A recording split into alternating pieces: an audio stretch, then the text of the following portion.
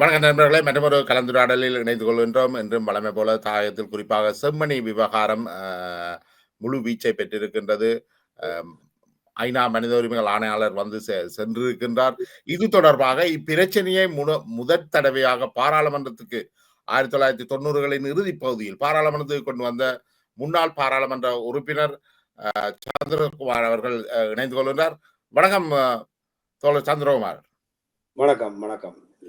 என்னென்னால் இந்த செம்மணி விவகாரம் அன்றைக்கு ஒரு பாரிய விவகாரமா இருக்கின்ற பொழுது பெரும்பாலும் தமிழ் பாராளுமன்ற உறுப்பினர்கள் இது தொடர்பில் அவ்வளவு கவனம் செலுத்தி இருக்கல. இதை முதல்ல பாராளுமன்றத்துக்கு கொண்டு வந்து கிருஷாந்திக்கு ஒரு நீதி கிடைக்கிறதுக்கு வழிகோலியவர் நீங்கள். இன்றைக்கு உங்களுடைய கையை விட்டு இந்த செம்மணி விவகாரம் ஏன் கை நழுவி போனது? இன்றைக்கு கிட்டத்தட்ட சில அரசியல் குழுக்கள், குறிப்பாக பாராளுமன்ற உறுப்பினர் ஸ்ரீதரன் போன்ற அரசியல் குழு வந்து இதை தங்களுடைய குத்தகைக்கு எடுத்தது போன்ற நிலைமைகளை பார்க்கின்றோம். இது ஏன் நடந்தது? ஏன் உங்கள் கையை நழுவி போனது இந்த விவகாரம்? இல்ல, இந்த விடயம் நான் நினைக்கிறேன் 2096ஆம் ஆண்டு, இந்த 95ஆம் ஆண்டு யாழ்ப்பாணத்தை அன்றைய ஆட்சியில் இருந்த சந்திரிகா அம்மையார் அவர்கள் யாழ்ப்பாணத்தை கைப்பற்றுவதாக நடந்த இராணுவ நடவடிக்கையின் போது அதுக்கு பிற்பட்ட காலத்தில் தான் 96 அந்த காலகட்டத்தில் தான் இந்த விடயம் பல பேர் காணாமல் போயிருக்கின்றார்கள். அவர்கள் செம்மணியில் புதைக்கப்பட்டதாக அந்த தகவல்கள் அந்த காலகட்டத்தில் வெளிவந்து கொண்டிருந்தது. பிறகு அது சில கிருஷாந்தி பாலியல் பலாத்காரம் கொலை உடன் அது பெரிய விடயமாக, ஒரு பேசும் விடயமாக மாறினது. இந்த காலகட்டத்தில் நாங்கள் பாராளுமன்றத்திலே நான் அங்கம் வகித்திருக்கின்றேன். இந்த விடயம் தொடர்பாக நான் 98ஆம் ஆண்டு நானும் என்னும் சக பாராளுமன்ற உறுப்பினர்களும் அன்றைய காலகட்டத்தில் நான் அந்த கட்சியின் பாராளுமன்ற உறுப்பினர்களும் இணைந்து 5 பாராளுமன்ற உறுப்பினர்கள் நாங்கள் இலங்கை ஜனாதிபதி அப்ப சந்திரிகா அம்மையாருக்கு மற்றும் கொழும்பிலே இருக்கக்கூடிய பிரதான தூதரகங்களின் தூதராலயங்களுக்கும் சர்வதேச மன்னிப்பு சபை மற்றும் ஹியூமன் ரைட்ஸ் வாட்ச் போன்ற மனித உரிமை சர்வதேச அமைப்புகளுக்கும் இந்த விடயத்தை நாங்கள் கொண்டு வந்தோம். இங்கே ஏராளமான பேர் புதைக்கப்பட்டிருக்கின்றார்கள். கிருஷாந்தின் விடயம் கருத்தில் பெருசாக எடுக்கப்படாமல் இருக்கின்றது என்றது. அந்த கடிதம் விவகாரம் தொடர்பாக ஒரு சர்வதேச மட்டத்துக்கு இந்த விடயம் எடுத்து செல்லப்பட்டது. அந்த காலகட்டத்தில் ஒரு மனிதாவலம், படுகொலை, காணாமலாக்கப்பட்டவர்கள் இங்கே செம்மணியிலே புதைக்கப்பட்டிருக்கிறார்கள் என்ற பெரிய விடயம் அன்றைய காலகட்டத்தில் சந்திரிகா அம்மையாருக்கு சர்வதேச மனித உரிமை அமைப்புகள், குறிப்பாக சர்வதேச மன்னிப்பு சபை, அம்னஸ்டி இன்டர்நேஷனல் மிகப்பெரிய அழுத்தம் கொடுத்ததன் அடிப்படையில் தான் அந்த கிருஷாந்தி விடயங்கள் கையாளப்பட்டது. அந்த அடிப்படையில் தான் கிருஷாந்தியை பாலியல் பலாத்காரம் மற்றும் கொலை தொடர்பாக விசாரிக்கப்பட்ட போதுதான் இந்த செம்மணியில் ஏராளமான மக்கள் புதைக்கப்பட்டிருக்கின்றார்கள் என்ற விடயம் நீதிமன்றத்துக்கு ஊடாக சம்பந்தப்பட்டவர் வெளிக்கொண்டு வந்தார். இந்த விடயம் தொடர்பாக நாங்கள் 1998ஆம் ஆண்டு நாங்கள் இந்த கடிதம் எழுதியிருந்தோம். டிசம்பர் 1ஆம் தேதி 98ஆம் ஆண்டு டிசம்பர் 1ஆம் தேதி நான் இந்த விடயம் தொடர்பாக பாராளுமன்றத்திலே உரையாற்றி இருக்கின்றேன். இந்த விடயம் விசாரிக்கப்பட வேண்டும், சர்வதேச மன்னிப்பு சபை போன்ற அவர்கள் அழுத்தம் தந்தும் நீங்கள் இந்த மனித புதைகுழிகளை விசாரிக்காமல் இழுத்தடிச்சு கொண்டு செல்கிறீர்கள் என்ற விடயத்தை நான் பாராளுமன்றத்திலே பேசியிருக்கின்றேன். இப்ப என்னென்றால் அன்று நீங்கள் ஈழ மக்கள் ஜனநாயக கட்சியினுடைய பாராளுமன்ற உறுப்பினராக இருந்திருக்கிறீர்கள். அந்த காலகட்டத்தில் தான் இது உங்களுடைய சக பாராளுமன்ற உறுப்பினர்கள் அனைவரும் அதுக்கு ஒத்துழைத்து இருக்கின்றார்கள். அப்படி இருக்க இந்த செம்மணி புதைகுழி விஷயத்துல நாங்கள் சந்திரகுமாரை உள்வாங்க கொள்ள மாட்டோம், டக்ளஸ் தேவானந்தை உள்வாங்கிக் கொள்ள மாட்டோம், ஏன் மற்ற பாராளுமன்ற உறுப்பினர்களையும் உள்வாங்க மாட்டோம் என்று ஒரு குழு ஒன்று, குறிப்பாக பாராளுமன்ற உறுப்பினர் ஸ்ரீதரன் தலைமையிலான குழு ஒன்று ஒரு வன்முறை போக்கோட செயற்படுறத நீங்கள் என்னென்னு பாக்குறீங்களா? அது இல்ல இப்ப இதுல வந்து அப்பப்போ அந்தந்த மற்றது காலகட்டத்தில் இவ்வாறு மனித உரிமைகளுக்காக குரல் கொடுத்த உங்களை வந்து வலிந்து ஒரு ஒரு ஒரு கரெக்ட் அசசினேஷன் செய்கிற ஒரு போக்கொண்டும் இருக்குது. இது சொல்லுங்க. இங்க வந்து இப்ப வந்து தமிழ் மக்களின் விடுதலை போராட்டம் 2021 ஆயுத போராட்டம். நாங்களும் ஆயுத போராட்டத்தில பிரதான பாத்திரங்கள். அந்த ஆயுத போராட்ட காலகட்டத்திலே அ எங்களது பங்கை நாங்கள் அர்ப்பணமாக செய்திருக்கின்றோம். அதற்கு பிறகு ஜனநாயக அரசியலுக்கு வந்த பிறகும் நாங்கள் மக்களின் அடிப்படை பிரச்சனைகள், மக்களின் விடிவு, மக்களுக்கான நியாயமான தீர்வு தொடர்பாக நாங்கள் அந்தந்த காலகட்டத்தில் எங்களது பதிவை நாங்கள் அர்ப்பணமாக செய்திருக்கின்றோம். விளம்பரத்துக்காக செய்யவில்லை, நாங்கள் அர்ப்பணமாக செய்திருக்கின்றோம். அந்த வகையில் இப்போது உள்ள ஒரு அரசியல் சூழல் இந்த 2020களுக்கு பின்பு ஒரு புதிய பரிணாமம். இந்த புதுசாக ஆய்வாளர்களும் புதிய எழுத்தாளர்களும் அரசியல் மேதைகளும் என்றும் அரசியல்லையும் அல்லது மக்கள் பிரதிநிதிகளாகவும் இந்த போராட்டத்தோடு இந்த வகையிலும் ஒரு அர்ப்பணம் செய்யாத சம்பந்தப்படாதவர்களும் சில யூடியூபர்ஸ் என்று சொல்லி தங்களை பெரிய தாங்கள்தான் தமிழ் தேசிய உணர்வாளர்கள் என்ற தோற்றப்பாட்டை காட்டுவதற்கு சிலர் முளைத்திருக்கின்றார்கள். இது ஒரு நிறைய மண் குதிரைகள் தோன்றி இருக்கு. புதுசாக கனவேர் வந்திருக்கணும். போராட்ட காலகட்டத்தில் தியாகங்கள், இழப்புகள், அர்ப்பணங்கள் உள்ள காலகட்டத்தில் இவர்களை நாங்கள் கேள்விப்படவும் இல்லை, காணவும் இல்லை. குறிப்பா வேளன் சுவாமிகள் என்று சொல்லப்படுறவரை எனக்கு இப்ப கிட்டடிலாம் தெரியும். அவர் அதுக்கு முதல் நாங்கள் அறியப்பட்டவரும் இல்லை. இன்றைக்கு அவர்தான் ஆரம்ப காலத்து விடுதலை போராட்டத்தில் ஒரு பங்காளி மாதிரி தன்னை காட்டிக்கொள்றார். சரி, அவர்கள் இருந்துட்டு போட்டும், பிரச்சனை இல்லை. எல்லாருக்கும் தமிழ் மக்களின் விடுதலை, தமிழ் மக்களின் எதிராக இழைக்கப்பட்ட அநீதி அல்ல தமிழ் மக்களின் நன்மைகள் தொடர்பாக பேசுவதற்கு எல்லாருக்கும் உரிமை இருக்கின்றது. அந்த உரிமையை யாரும் யாரிடம் இருந்து பறித்து விட முடியாது, தடுக்க முடியாது. இங்கே என்னென்றால் வரலாறு வந்து திரிக்கப்படக்கூடாது. வரலாறு திரிக்கப்படக்கூடாது என்பதுதான் நான் ஆரம்பம் தொட்டு வச்சிருக்கேன். ஆரம்பத்தில் ஒரு சிலர் தாங்கள் தியாகிகள் என்றும் தமிழ் தேசியத்தின் காவலர்கள் என்றும் ஏனையோர் துரோகிகள் என்றும் ஒட்டுப்படை என்றும் எல்லாம் சொல்லி கொண்டிருக்கிறார்கள். இப்போ எனக்கு புரியல. என்னை பொறுத்தவரையில் இப்போ இருக்கிற அரசியல் சூழல்ல ஒன்றில் எல்லாரும் தியாகியா இருக்கணும் அல்லது எல்லாரும் துரோகியா இருக்கணும். இதுதான் உண்மை. வரலாறுண்டா அப்படித்தான் யார் யார் துரோகி, யார் யாருக்கு யாரை நோக்கி விரல்.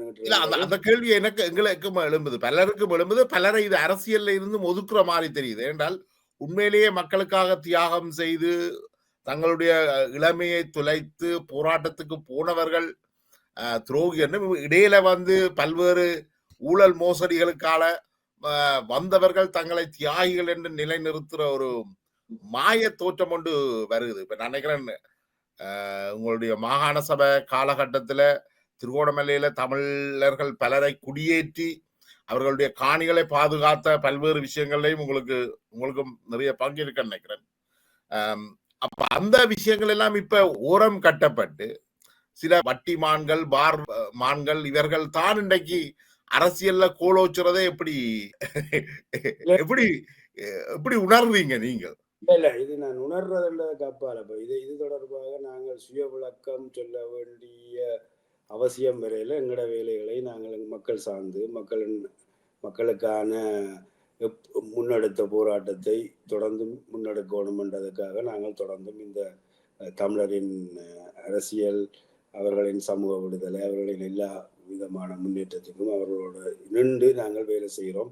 இதில் பின்னடைவுகள் வரும், மக்கள் புரிந்து கொள்ளாத நிலைமைகள் வரும், சில விளம்பரங்கள், சில இந்த போலித்தனமான விளம்பரங்களால சிலர் இன்றைக்கு மக்கள் பிரதிநிதிகளாக ஆகி இருக்கலாம். ஆனால் வரலாறு நிச்சயமாக இதை தொடர்ந்து அனுமதிக்காதுன்றதுக்கு நல்ல உதாரணம். இன்றைக்கு ஸ்ரீதரன் விமர்சனம் வைக்கின்ற ஏனைய போராளி குழுக்கள் கூடாகத்தான் ஸ்ரீதரன் பாராளுமன்றத்துக்கு வந்திருக்கிறார். இபிஆர்எல்எஃப் அமைப்பினுடைய பிரதிநிதியாகத்தான் பாராளுமன்றம் வந்திருக்கிறார்.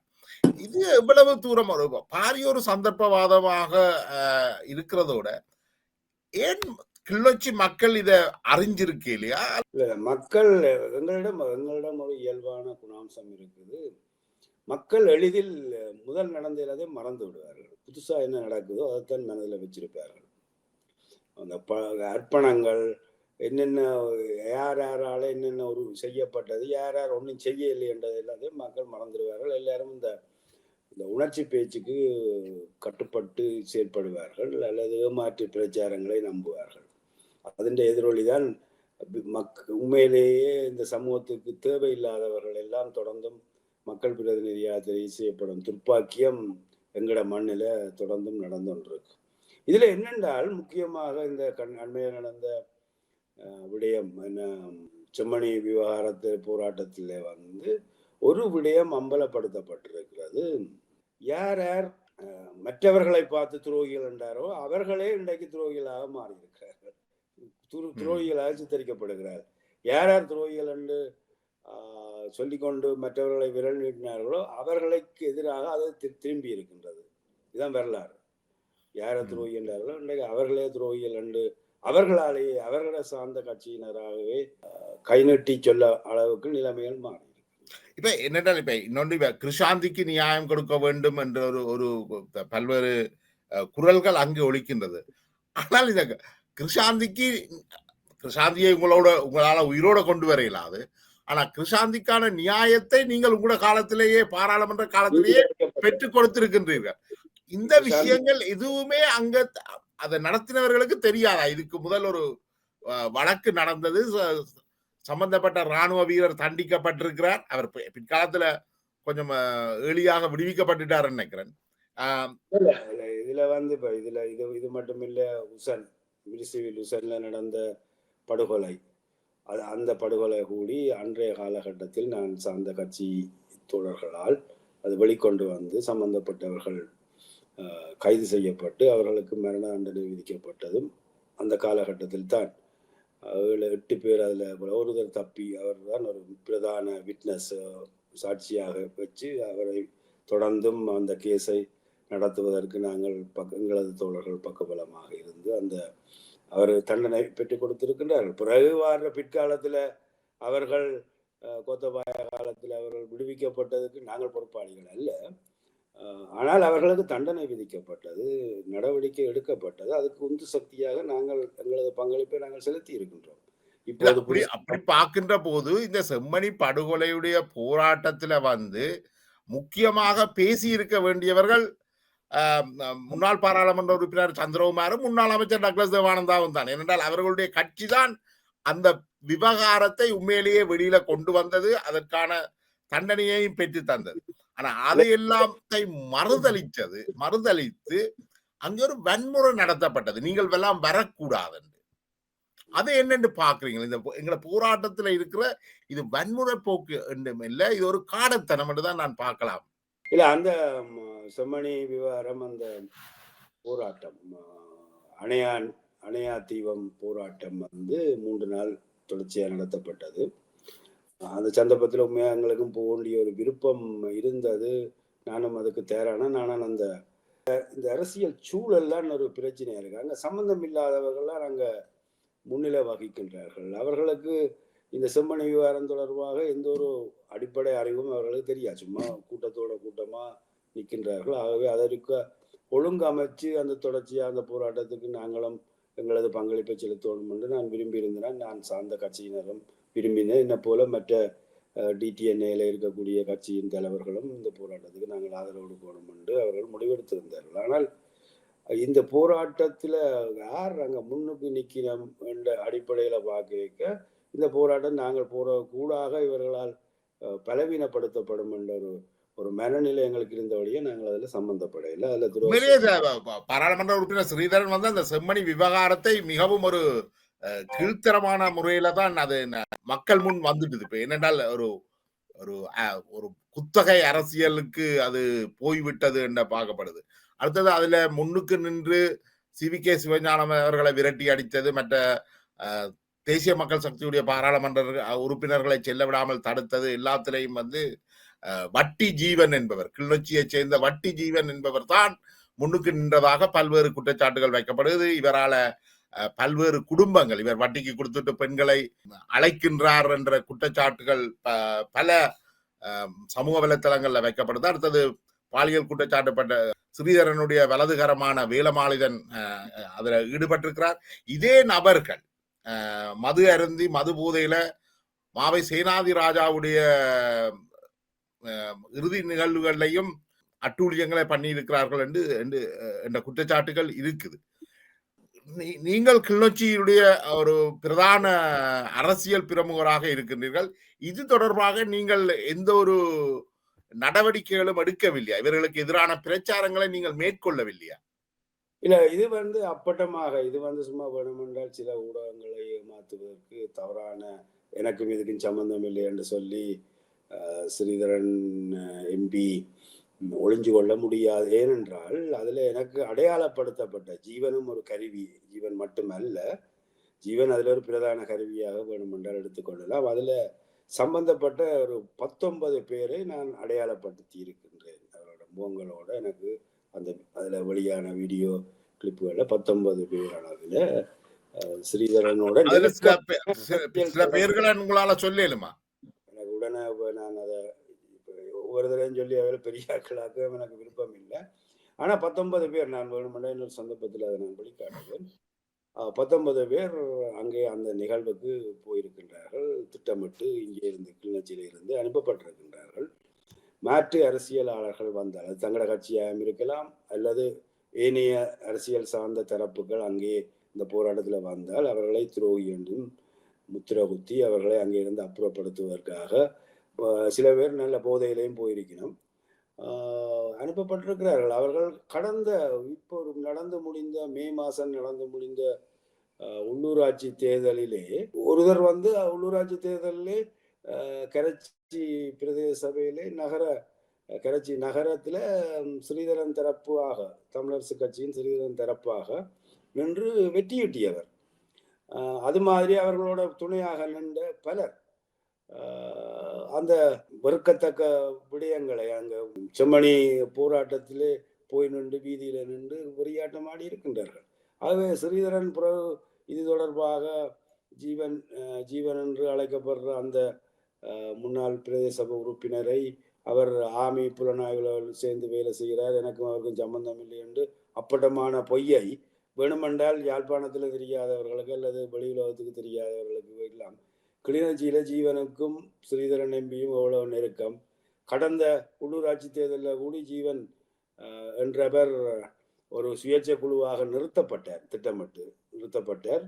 அவர் தமிழரசு கட்சியிலிருந்து விலக்கினபடியால் என்று காரணம் சொல்லப்பட்டது. ஆனால் பூனேரி போலவே கரைச்சியிலும் தமிழரசு கட்சி ஸ்ரீதரனின் தமிழரசு கட்சி சுயேட்சை குழுக்களை நிறுத்தினது. ஏனென்றால் சில நேரங்களில் தங்களோட இந்த உள்ளூராட்சி தேர்தலில் தங்கள் ஆக்கள் ஆனந்தான் சுயேட்சையில் வென்றால் அதையும் எடுத்து தாங்கள் ஆட்சி அமைக்கலாம் என்ற ஒரு தந்திரோபாய அடிப்படையில் அது போடப்பட்டது. அதில் ஜீவன் ஒரு குரூப்பை போட்டால் துரதிருஷ்டவசமாக அது நிராகரிக்கப்பட்டுட்டு அவரது சுயேட்சை குழு கரைச்சி பிரதேச சபையில்.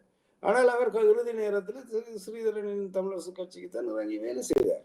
அவரது வட்டாரத்திலே போடப்பட்டவருக்காகத்தான் அவர் வேலை செய்தார். அப்ப இது எல்லாருக்கும் தெரிஞ்ச விஷயம். பொது வழியிலே இப்ப இந்த செம்மணி விவகாரம் நடக்கிறதுக்கு 3-4 நாளைக்கு முதல் 5 நாளைக்கு முதல் வேலமாளிதன் கரைச்சி பிரதேச சபை தவிசாளர் என்று இப்போது அறிவிக்கப்பட்டிருக்கிறவர், முந்தியும் தவிசாளராக இருந்து நிறைய மோசடிகள் செய்தது நான் சொல்ல தேவையில்லை, அதெல்லாம் பொது உலகுக்கே தெரியும். அவரும் அவரது ஜீவனும் அவர் இன்னும் சார்ந்த இன்னும் 2-3 பேரும் வடக்கு மாகாண ஆளுநரை போய் சந்திச்சு படங்கள் வெளியே வந்தது. அப்ப அவருக்கும் கட்சிக்கும் எங்களுக்கும் தொடர்பில்லை. அவர் புலனாய்வரோட வேலை செய்கிறவர் என்றார். அவர் அப்படி ஒரு கரைச்சி பிரதேச சபையின் தவிசாளருடன் ஆளுநர் என்ற ஒரு மிகப்பெரிய ஒரு ஆளுமையை, வடக்கு மாகாணத்தின் ஆளுநர் என்றது ஒரு மிகப்பெரிய பதவி நிலை, அவரை சந்திக்க முடியும் கட்சி சார்பாக. அப்ப இது இப்படி சொல்லி தப்ப முடியாது. இது திட்டமிட்டு தனக்கு எதிராக தமிழரசு கட்சியில் இருக்கக்கூடிய சுமந்திரன், CVK சிவஞானம் போன்ற தலைவரையும் பொதுச் செயலாளர் மற்றும் அவர்கள் சார்ந்த ஆட்களை இந்த பொது வழியில இருந்து இந்த அரசியல்ல இருந்து துரோகி பட்டம் சொல்லி வெளியேற்றணும் என்றதின் ஒரு நிகழ்ச்சி நிரலின் ஆரம்பம் தான் இது. இந்த இப்போதான் என்னை பொறுத்தவரையில் ஒரு விடயத்தை சொல்ல வேண்டும். நான் 16 வருஷமாக கிளிநொச்சி மாவட்டத்திலே அரசியலில் இருக்கின்றேன், பாராளுமன்ற உறுப்பினராகவும். பிறகு நான் அரசியலிலே தொடர்ந்தும் தக்க வச்சு கொண்டிருக்கிறோம். எங்களது பிரதேச சபையிலே கணிசமான உறுப்பினர்களும் செயலாற்றி கொண்டிருக்கிற இந்த அரசியலிலே வேறு ஒரு அரசியல் கட்சிகளும் அங்கே கிளிநொச்சியிலே செயற்பட முடியாது என்ற அடாவடித்தனமான அரசியலை முகம் கொடுத்து 16 வருஷம் நாங்கள் அங்கே அரசியல் செய்கிறோம் என்றதை இப்போ யாழ்ப்பாணத்தில் இருந்தும் வன்னியில இருந்தும் கிழக்கு மாநிலத்தில் இருந்தும் நண்பர்களும் இந்த இந்த இப்படியான ஒரு அயோக்கிய அரசியலுக்குள்ள எப்படி நின்று பிடிச்சேன்னு என்ன கேட்கிறார்கள். ஏனென்றால் தமிழ் தேசிய கூட்டமைப்பாக இருக்கும்போது, தமிழ் தேசிய கூட்டமைப்பு 2023 முதல் தமிழ் தேசிய கூட்டமைப்பில் தமிழரசு கட்சி, டெலோ, பிளாட், அதுக்கு முதல் இபிஆர்ல பண்ற 4 கட்சியாக இருக்கும் போதே கிளிநொச்சியில் ஏனைய கட்சிகள் கூட்டு சேர்ந்த ஏனைய கட்சிகள் அரசியல் செய்ய முடியாத அளவுக்கு ஸ்ரீதரனும் அவர்களது அடியாக்களும் வடக்கு கிழக்கு மாகாணங்கள்ல இருக்கிற மாவட்டங்கள்ல கிளிநொச்சி மாவட்டம் தான் பல்வேறு விஷயங்கள்லையும் பின்தங்கியும் இருக்குது, பல்வேறு மோசடிகளும் நிறைந்திருக்குது. அப்ப ஸ்ரீதரன் இந்த கோட்டைக்குள்ள என்னதான் நடக்குது? அப்படி மண் மாஃபியா, பார் மாஃபியா, இப்ப செம்மணி மாஃபியாவும் வந்துட்டான். அதான் இப்ப இது என்னென்றால் இந்த பார் விடயத்தில் அவர் தனக்கு சம்பந்தம் இல்லை என்று சொன்னார். ஆனால் அவர் அதுல சம்பந்தம் இல்லை என்றால் ஏன் இத்தனை பார்கள் கிளிநொச்சியில வந்தது? அவர்கிட்ட கட்டுப்பாட்டுல இருக்கிற தளத்துல, அவர்கிட்ட கோட்டையில. அவர் 2017-18 காலகட்டத்தில் நடந்த அவர் ஒரு இணைத்தலைவராக மாவட்ட அபிவிருத்தி குழு தலைவராக இருந்த காலகட்டத்தில் அவர் அந்த மாவட்ட அபிவிருத்தி குழுவில் வெளிப்படையாக சொல்லி இருக்கிறார், கிளிநொச்சி மாவட்டத்தில் பார் 40-60 பார் வேணும் என்று சொல்லி, கசிப்பு ஒழிக்கணும், இது ஒழிக்கணும் என்று சொல்லி. ஆகவே அவர் அதுக்கு எப்பயும் மாதிரி. அடுத்தது அவருடைய சகாக்கள் சில பேர் கிளிநொச்சியில டூரிஸ்ட் நிறைய பேர் வருகிறோம், அவர்களுக்கு பார் தேவையான பிரச்சாரங்களையும் நான் கேட்டிருக்கிறேன். அப்ப அது இன்றைக்கு எடுத்தவர்கள்ல பெரும்பான்மையானவர்கள் அவரும் அவரோட அரசியல்ல நெருக்கமான சகாக்களும் தான். இன்றைக்கு அந்த மற்றவர்களை நோக்கி இவர் பார்க்காரர் மற்றவர்களை நோக்கி கை நீட்டுவார்களே தவிர தங்களோட விடயங்கள், இப்ப அந்த இயற்கை வளங்கள் அழிவு விடயத்தில் ஒரு 3-4 பேரும் செம்மணியில் நிற்கிறான், கருப்பு சேட்டோடையும் தலைக்கு கருப்பு துணியையும் கட்டிக்கொண்டு அங்க நிற்கணும் இந்த குழப்பம் விளைவிக்கிறது. அப்ப திட்டமிட்டு இது ஒரு அடாவடித்தனமான அரசியல். நான் கிளிநொச்சியில இருந்து யாழ்ப்பாணத்துக்கு விஸ்தரிக்கப்பட்டிருக்கிறேன் தான் நான் சொல்லுவேன். அதான் நான் எனக்கு தெரிஞ்ச தமிழரசு கட்சியின் பிரமுகர்கள் என்னோட கதைச்சிருக்காரு சம்பவத்துக்கு பிறகு அவர்கள் எப்படி இவனோட சீவிக்கிறீங்கள் என்று கிளிநொச்சியில் அரசியல் செய்ய முடிகிறது என்று எங்களுடைய அனுபவத்தை சொல்லியிருக்கேன். கிளிநொச்சியில கண்டாவளையில இருந்து அவர் யாழ்ப்பாணம் வந்துட்டார். ஆனா யாழ் நகருக்கு அந்த மத்திய கழிவகற்றல் நிலையம் வராமலும் தண்ணி வராமலும் தடுத்ததுல முக்கியமான ஒருவர். மற்றது இன்றைக்கு அவருக்கு கொழும்பிலையும் வீடுகள், கடைகள், கடைத்தெருக்கள் வாங்கி விட்டிருப்பதற்காக ஆதாரங்களோடு தகவல்கள் வெளியாகி இருக்குது. கிளிநொச்சி மக்கள் ஏன் இத புரிஞ்சு கொள்ளல அல்லது ஏன் தொடர்ச்சியாக அவருக்காக வாக்களிக்கணும் நினைக்கிறீங்க? இல்ல காலம் அவர்களை புரிய வைக்கும் என்று நான் நம்புறேன். ஏனென்றால் இப்போதும் ஏராளமான கிளிநொச்சி தமிழரசு கட்சிக்கு ஏராளமான பின்னடைவுகள், சரிவுகள் இருக்கின்றது. ஆரம்பத்தில் இருந்த ஆதரவு அலை இப்போது குறைஞ்சு விட்டது. இப்போது படிப்படியாக அது அவர்களுக்கூடாகவே மக்கள் புரிஞ்சு கொள்ள வைக்கிற அளவுக்கு அவர்கள் நடந்து கொண்டிருக்கிறார்கள். இந்த அடாவடி கிளிநொச்சிக்குள்ள இருக்க இது மறைக்கப்பட்டது. அவருடைய மகனும் இதுகளில் ஈடுபடுறதாக குற்றச்சாட்டுகள் வருகிறது. அதை பற்றி நீங்களும் ஏதாவது அறிஞ்சிருக்கிறீங்களா? இல்ல, அவர் வெளிநாட்டில் இருக்கிறேன்னு சொல்லப்பட்டது. அவர் சில போலி முகநூல்களை வச்சுக்கொண்டு, குறிப்பா முந்தி ஒரு பரபரப்பாக இருந்தது வன்னி என்ற பேர்ல ஒரு தளம் ஒன்று வந்தானே, ஊழலுக்கு எதிரான வன்னி என்று. பிறகு அது காணாமல் போய் இப்போ அது 2-3 பேர் அதே பேர்ல 2-3 தரப்பாக இயக்க, ஒரு தரப்பு ஸ்ரீதரன் பிள்ளைகள் வெளிநாட்டில இருந்து இயக்கினம் என்றெல்லாம் சொல்லப்படுது.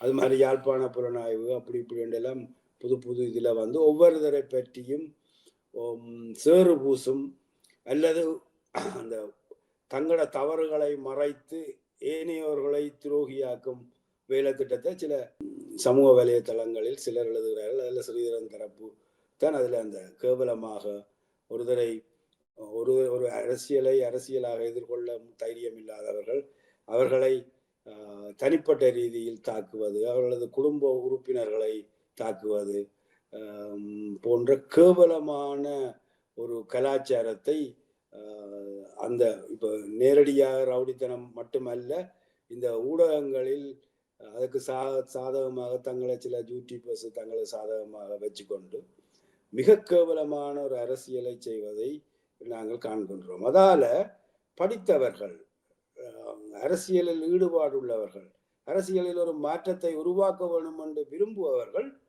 இவர்களின் இந்த அடாவடித்தனத்துக்கு பயந்து அரசியல்ல அவர்கள் முன்னிலை வராததும் இவர்கள்தான் மக்களை மீட்பவர்கள் என்று தங்களை காட்டிக் கொள்றதுக்கு வழிவகுத்து கொடுக்குது. அது உண்மை. இப்ப உதாரணத்துக்கு உண்மையிலேயே ஸ்ரீதரனோட நிக்கிறவர்கள் ஒன்று இலங்கை புலனாய்வு துறையோடையும் வேலை நெருக்கமாக இருக்கின்றார்கள். அதை அவரே சொல்லியும் இருக்கிறார்.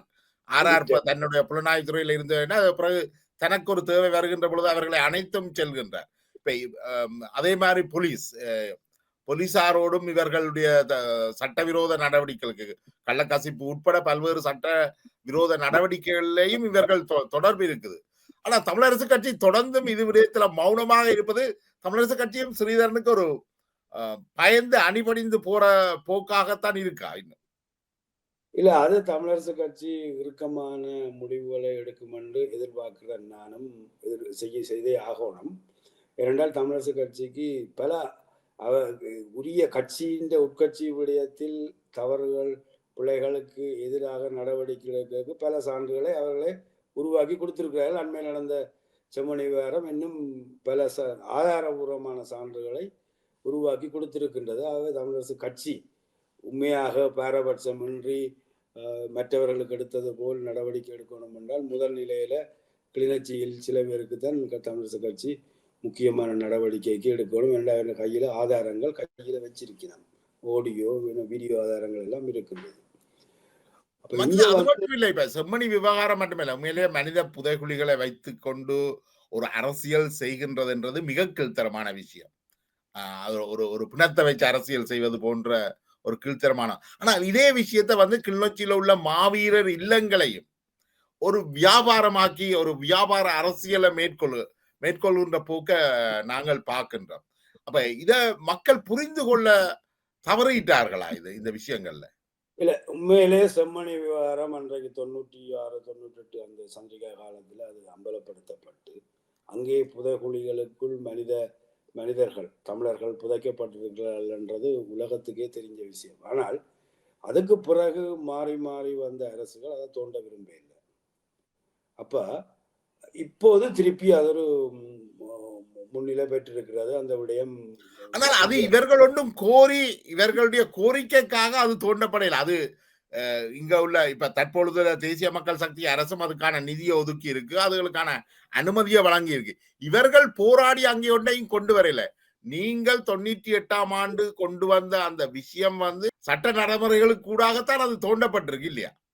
இல்ல, அது சரி. அந்த நேரமே அது வெளிப்படுத்தப்பட்டது. உலகுக்கு தெரியும் செம்மணிக்குள்ள செம்மணி அந்த வளாக அந்த ஏரியாக்குள்ள மனித உடல்கள் புதைக்கப்பட்டிருக்கின்றது என்பது சட்ட ரீதியா நேரடியாக சம்பந்தப்பட்டவரே சாட்சியாக சொல்லிட்டார்.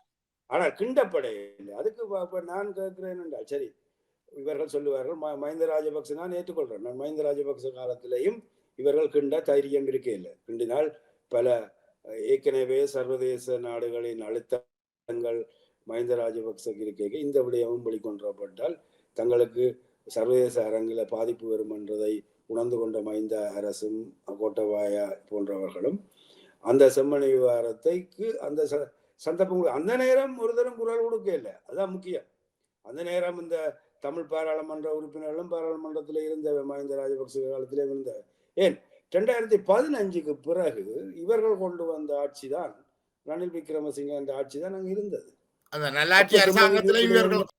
ஒரு 5 வருஷம் ஆட்சியில மிகப்பெரிய பங்காளியாக இருந்த தமிழரசு கட்சி அல்லது தமிழ் தேசிய கூட்டமைப்பு ஒன்றும் அங்க இதை பற்றி வாயதற்கு இல்லை இருந்து போட்டு இப்ப வந்தும் அவர்கள் குரல் கொடுக்க கூடாது. அந்த அதுல நடந்தது என்ன, அதுல யார் யார் புதைக்கப்பட்டிருக்கிறார்கள், அவர்களுக்கு நீதி வேண்டும் என்றதுல யாருக்கும் மாற்று கருத்து இல்லை. அதுல தமிழரசு கட்சிக்கும் இருக்கிறதை நான் ஏற்றுக்கொள்றேன். யாரும் அந்த உரிமையை அந்த ஆனால் இதில் அரசியல் செய்யக்கூடாது. அரசியல் செய்கிற தாற்பயத்தை நீங்கள் 96ஆம் ஆண்டு செய்திருந்தால் உங்களுக்கு ஒரு தாற்பயம். இன்றைக்கு என்னது புதுசா உங்களுக்கு உணர்ச்சி வந்திருக்கு. ஏற்கனவே தேசிய மக்கள் சக்தி அரசாங்கம் வந்து அதுக்கு நிதி ஒதுக்கிட்டுது, சட்டப்படி அதை தோண்ட சொல்லிய அனுமதியும் வழங்கியாச்சுது.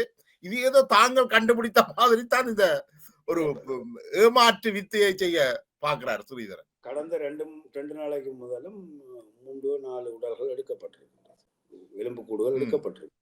அப்ப வேலை நடக்குது, விஷயம் நடக்குது. இப்ப விஷயம் என்னென்றால் இதுல யார் இதுல பாதிக்கப்பட்ட, ஏனென்றால் 96ஆம் ஆண்டு இறுதி நினைக்கிறேன், அப்பதான் யாழ்ப்பாணத்துல நாங்கள் போகக்கூடிய வாய்ப்பு கிடைச்சது. அந்த நேரம் காணாமல் ஆக்கப்பட்டோர் சங்கம் என்று முதலாக ஸ்தாபித்தது நாங்கள். அங்க கிட்டத்தட்ட 600 பேர் அந்த காலகட்டத்தில் காணவில்லை என்று பதிவு செய்யப்பட்டார்கள். அவர்கள் போராட்டங்கள் நடத்தி இருக்கின்றார்கள் சந்திரிகா காலத்தில். நாங்கள் அதுக்கு உந்து சக்தியாக இருந்திருக்கின்றோம்.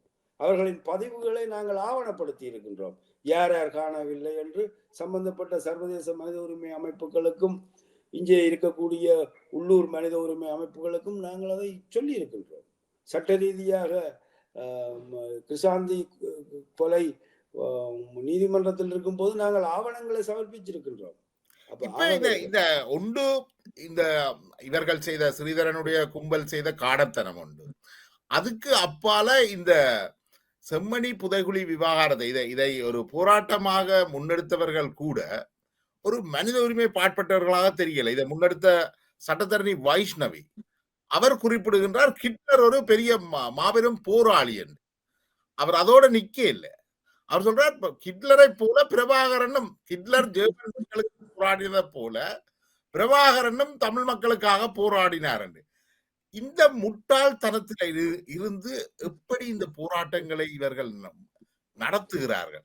இந்த விஷயம் வந்து அன்றைக்கு வந்த ஆணையாளருக்கு தெரிந்திருந்தால், இந்த வைஷ்ணவி கொடுத்த நேர்காணல் ஆணையாளருக்கு ஆங்கிலத்தில் வழங்கப்பட்டிருந்தால் இந்த போராட்டத்தின் நிலவை என்னவாகி இருக்கும்?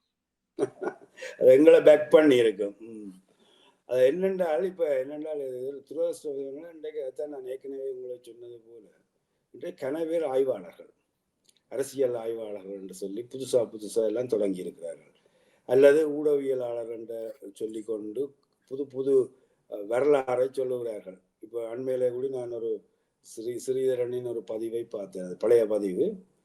அவர் சொல்றார், இந்த அரசு என்ன 2001ஆம் ஆண்டு விடுதலை புலிகள் தன்னாட்சி அதிகாரம், வடகிழக்கில் தன்னாட்சி அதிகாரம் கேட்ட நேரம் தலைவர் பிரபாகரன் சொன்னவராம், இந்த நேரம்தான் இப்படியான சந்தர்ப்பங்களில் தான் எங்களுக்கு நீலன் திருச்செல்வன் போன்ற சட்ட மேதைகள், அரசியல் அமைப்பு தொடர்பாக புலமத்துவம் பெற்றவர்களை நாங்கள் இழந்திருக்கின்றோம் என்று அவர் சொன்னவர் என்று இவர் சொல்றார். ஆனால் நீலன் திருச்செல்வத்துக்கு என்ன நடந்ததை பற்றி இவருக்கு தெரியாதோ அல்லது எனக்கு தெரிய தலைவர் அப்படி சொன்னாரோ எனக்கு தெரியல. இவர் திடீரென ஒரு கருத்தை சொல்லுவார் தான் 75. ஆனால் விடுதலை புலிகளுடைய வேர்கள் புலனாய்வு பிரிவினுடைய முக்கியஸ்தர் முல்லமதி எனக்கு வழங்கிய நேர்காணல்ல தாங்கள் ஏன் நீலன் திருச்செல்வத்தை படுகொலை செய்தோம் என்று சொல்றார். அவர் தங்களுடைய சொல்ல கேட்கல, தாங்கள் போராட்டம் நடத்தி கொண்டு கேட்கல, ஒரு தீர்வு பொதிய கொண்டு போயிட்டார் என்றதுக்காகத்தான் நீலன் திருச்செல்வம் படுகொலை செய்யப்பட்டிருக்கிறார். இப்ப ஸ்ரீதரனுடைய இந்த ரெட்ட முகம் என்றது ஒரு பாரிய சிக்கல் தான். அது அவருக்கு தெரியாது என்ன நடந்த நீலன் திருச்செல்வத்துக்கு என்ன நடந்த வரலாறு தெரியாமல் அதுக்கு அது யாருக்கு பேக் பண்ணது? இப்ப இவற்றை இந்த கருத்து இவர் விடுதலை புலிகள் சார்ந்தான் எல்லா கருத்தும் சொன்னவர் சொல்லுவார் பொது வழியில. நானும் விடுதலை போராட்டத்தில் ஒரு தலைவருக்கு பக்கத்துல நின்று முன்னிலை அரங்குல நின்று சண்டை பிடிச்ச மாதிரி தான் அவர் இங்க மக்களை ஏமாற்றி வச்சிருக்கிறார். அவருக்கு உண்மையிலே வரலாறு தெரியாது. அது மாதிரி தான் நீங்கள் இப்ப சொன்ன சட்டத்தரணிக்கும் வரலாறு தெரியாது. இவர்கள் சொல்ற கருத்துக்கள் அது எங்களது போராட்டத்தை கடந்த காலத்தில் நடந்ததை மெல்லினப்படுத்துற மாதிரி, எங்களை பலவீனப்படுத்துற மாதிரி தான் அமைதியுடைய கனவேற்ற கருத்து. இப்போ இந்த வேளன் சுவாமிகளும் வேளன் சுவாமி நானும் கிட்டத்தட்ட 43 வருஷமா அரசியல் இருக்கிறேன். எனக்கு இந்த வேளன் சுவாமி என்னது இப்ப அண்மையிலான் கேள்விப்பட்டேன். உண்மையிலேயே இந்த வன்னி மக்கள் இந்த புலம்பெயர், அதாவது இந்த இறுதி யுத்தத்தில இலங்கை ராணுவத்தினுடைய இலங்கை அரசினுடைய யுத்த குற்றங்களுக்கால வெளியில வந்த பொழுது இவர்கள் எல்லாம் எங்கு இருந்தார்கள்? பாராளுமன்ற உறுப்பினர் டாக்டர் ராமநாதன் அர்ஜுனா அந்த நேரம் வந்து அந்த முகாமில வந்து பணியாற்றியவர்கள் அத்தனை பேருமே சிங்கள தாதியர்களும் சிங்கள மருத்துவர்களும் தானே. இவர்களே அங்கே ஒரு உண்ணாவிரத போராட்டத்தை மேற்கொள்ளல, இவர்களே அங்கு செல்லல. வீடஞ்சாமி ஏன் அதுல போய் பட்டை அடிச்சு பொட்டையும் வச்சு போட்டு அதுல குந்தி இருந்திருக்கலாம் தானே. வன்னி முகாமுக்கு முன்னால குந்தி இருந்திருக்கலாம் தானே. ஏன் இவர்கள் குந்தி இருக்கையில? கஜேந்திரகுமாரையும் குந்தி இருக்கையில? எனக்கு மக்கள் வந்து மக்களை ஏன் இவர்கள் இவ்வளவு தூரம் ஏமாற்றப்படக்கூடியவர்களா? இல்ல ஒன்று வந்து அந்த புதிய பழையாக்களை விடுங்க, புதிய தலைமுறைக்கு போராட்ட வரலாறு அவர்களுக்கு தெரியாததால இந்த பழைய வெள்ளவெட்டி அரசியல்வாதிகள் இவர்களை ஏமாற்றுகிறார்கள். யார் என்ன சொன்னாலும் அது சரி என்று நம்பும். இப்ப புதுசா கனவேர் தோன்றி யூடியூப்ல பெரிய பிரபல்யமானாக்கள் சொல்றதுதான் வரலாறு, இதுதான் உண்மை என்று நம்புற அளவுக்கு இந்த சமூக வலைத்தளங்களின் தாக்கமும் எங்களுக்கு மிகப்பெரிய ஒரு பலவீனமான நிலைமை தான். அது உண்மையான போராட்டத்தில் அர்ப்பணம் செய்தவர்களை துரோகியாக்குது, எதிராக செயல்பட்டவர்களை தியாகியாக்குது. இதுதான் இந்த துரதிருஷ்டவசமான ஒரு. இப்ப இந்த வடக்கு கிழக்குல இந்த கேள்வியோட நாங்கள் நிறுத்திக் கொள்ளாம நினைக்கிறேன். வடக்கு கிழக்குல நடந்த இந்த உள்ளூராட்சி சபை தேர்தல்கள்ல தமிழரசு கட்சி அமோக வெற்றியை பெற்றிருக்குன்னு தான் சொல்லணும். ஏனைய கட்சிகளோட அமோக வெற்றி அல்ல, ஏனைய கட்சிகளிலும் பார்க்க கூடுதலான ஆசனங்களை பெற்றிருக்கு. அவர்கள் கிட்டத்தட்ட 400 வரையான ஆசனங்களை பெற்றிருக்கிறார்கள் நினைக்கிறேன். எண்ணிக்கை தெரியல, ஆனால் பெரும்பான்மை பெரும்பான்மை. ஆனா இப்ப இவர்கள், அதாவது கஜேந்திரகுமார் பொன்னம்பலத்துடைய கட்சி ஆகட்டும் அல்லது சங்கு கட்சி ஆகட்டும், இவர்கள் 2 பேரும் சேர்ந்தா கூட அவர்கள் அதிலும் பார்க்க ரெட்டிப்பான இடங்களை பெற்றிருக்கிறார். கேள்வி என்னென்றா, கிளிநொச்சியில விழுந்த வாக்கு தமிழரசு கட்சி வீடுன்றதுக்காக விழுந்த வாக்கா அல்லது ஸ்ரீதரனுக்காக விழுந்த வாக்கு என்றா நாங்கள் கருத முடியும் நினைக்கிறீங்க? ஏன்னா ஏனைய பக்கம் விழுந்த வாக்குகளை அவர்கள் கிட்டத்தட்ட அது சுமந்திரனுக்கு கிடைத்த அங்கீகாரமாகவும் பார்க்கப்படுது. அப்ப இந்த கிளிநொச்சியில விழுந்த வாக்குகளை நீங்கள் எப்படி பாக்குறீங்க? இல்ல ஒன்று வந்து அந்த நேரம் பிறப்பு அது நாங்களும் செய்ததுதான். பாராளுமன்ற தேர்தலுக்கு பிறகு ஒரு சிங்கள பேரினவாத கட்சி உள்ளூராட்சி சபைகளை கைப்பற்றி விட வேண்டாம் என்று எல்லா தமிழ் கட்சிகளும், குறிப்பாக தமிழரசு கட்சி, ஜனநாயக தமிழ் தேசிய கூட்டணி நாங்கள் சார்ந்த கட்சி, மற்றது கஜேந்திரகுமார் பொன்னம்பலத்தின் தமிழ் மக்கள் பேரவை, இதெல்லாம் வந்து ஒரு கட்டத்தில் நாங்களே சொல்லியிருக்கிறேன், நீங்கள் யாரு கண்டாலும் போடுங்க, என்பிபி போட்டுறாங்க. அது மாதிரி எல்லாரும் அது அதன் தாக்கம் இங்கே வேற இடங்கள்ல வேற மாதிரியும் கிளிநொச்சியில அது வீட்டு சின்னத்துக்கே போட வேண்டும் என்ற ஒரு கடப்பாடு மாதிரி அல்லது ஒரு கடமை மாதிரி நிற்கிற மக்களுக்கு அந்த அந்த வாய்ப்பை வீட்டு சின்னத்துக்கு வெளில வச்சுக்கலாம். நபர்களுக்கு விழுந்ததாக நான் சொல்ல மாட்டேன்.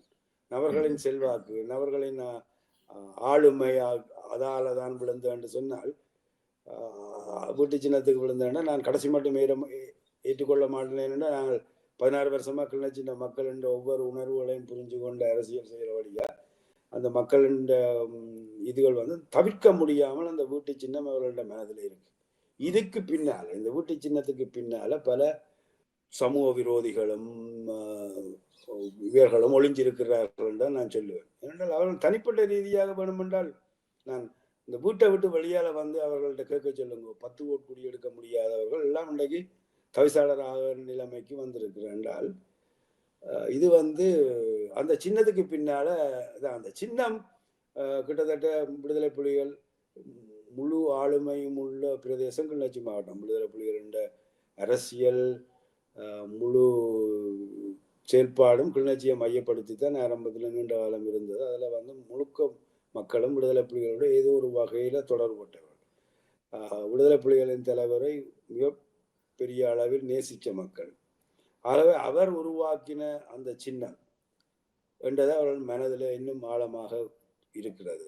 ஆகவே அந்த சின்னத்துக்கு பின்னால் நிற்கிறவங்களை பற்றியெல்லாம் மறந்து அவர்கள் அதுக்கு புள்ளடி போடுறதை பயன்படுத்தி அது தன்னுடைய வெற்றி, தன்னுடைய மாவட்டம், தான் இங்கே எல்லாம் என்று சொல்ற பிரச்சாரத்துக்கு அவர்களுக்கு அது வாய்ப்பா போய்விடுறது. ஆனால் உண்மை அது இல்லை.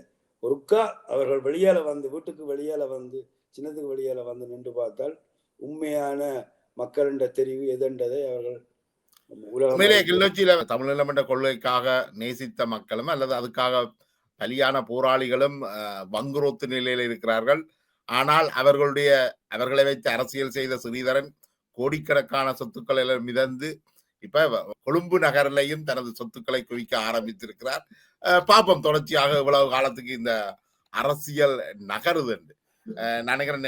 மிக வெளிப்படையாக பல்வேறு தகவல்களை எங்களுக்கு வழங்கி இருக்கின்றீர்கள். உங்களுடைய நேரத்தை ஒதுக்கி நம்மோடு கலந்து கொண்டமைக்கு மிக்க நன்றி தோழராஜ். நன்றி, நன்றி ஜெயபாலன். மீண்டும் ஒரு சந்தர்ப்பில் உங்களுடன் விரிவாக பேசலாம். நன்றி.